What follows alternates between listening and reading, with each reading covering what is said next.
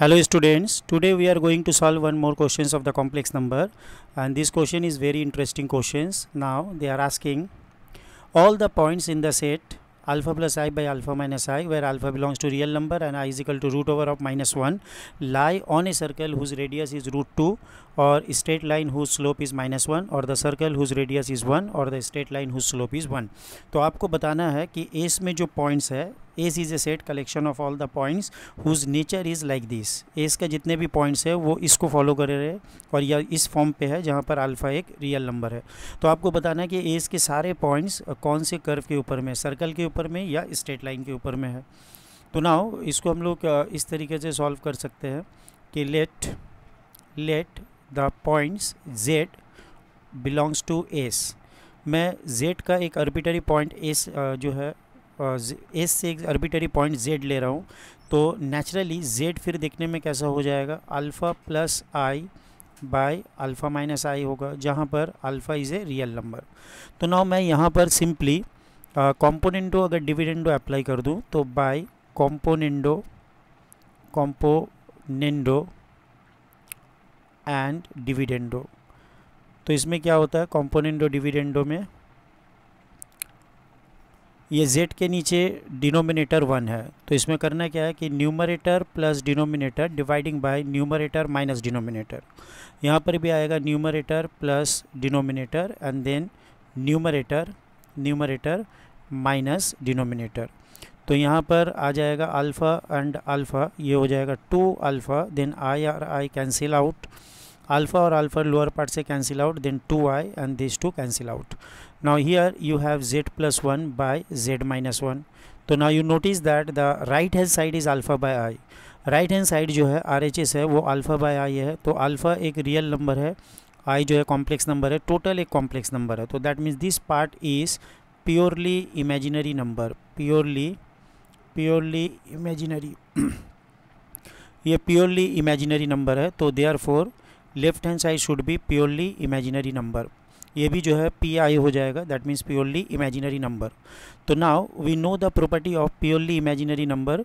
तो अगर मैं z plus 1 by z minus 1 को एक थोड़ी देर के लिए कॉम्प्लेक्स नंबर w मान लेता हूँ, तो w मेरा कैसा है, प्योरली इमेजिनरी जो है कॉम्प्लेक्स नंबर है.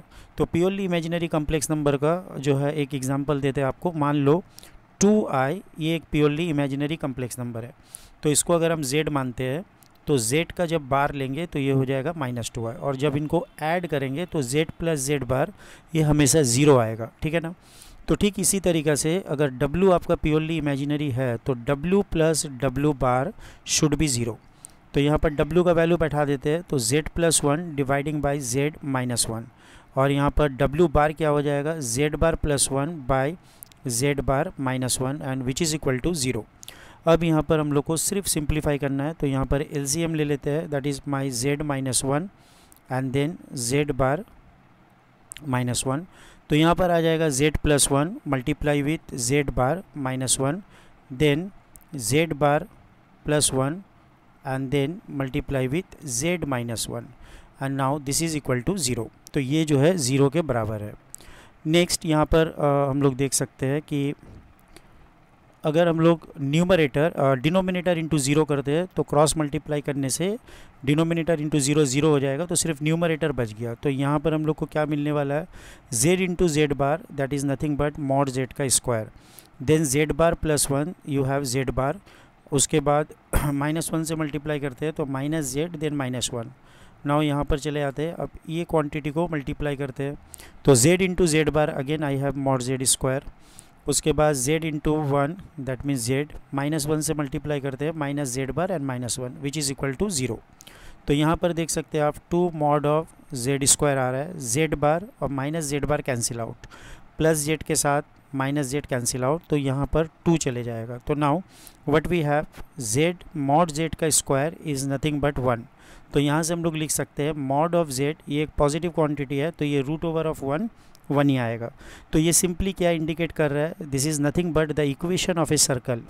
इक्वेशन ऑफ ए सर्कल है जिसका सेंटर ओरिजिन पे है, तो centre is nothing but at 0 0 and the radius is nothing but 1. इसका रेडियस जो है 1 यूनिट है. तो सर्कल जिसका रेडियस 1 हो और सेंटर ओरिजिन पे हो, ऐसा एक सर्कल के ऊपर में ऐसा एक सर्कल जिसके ऊपर ये सारे पॉइंट जो है लाई करने वाले। तो एक सर्कल जिसका जो है ओरिजिन सेंटर पे है, सॉरी सेंटर ओरिजिन पे है और रेडियस 1 है। तो ऐसे सारे सर्कल के ऊपर में ये जो है एस का सारा पॉइंट लाई करेगा। तो according to the options Calcutta is the correct option. Circle whose radius is 1, circle whose radius is 1. Hope all of you understand this concept and enjoy this maths. Bye, have a nice day.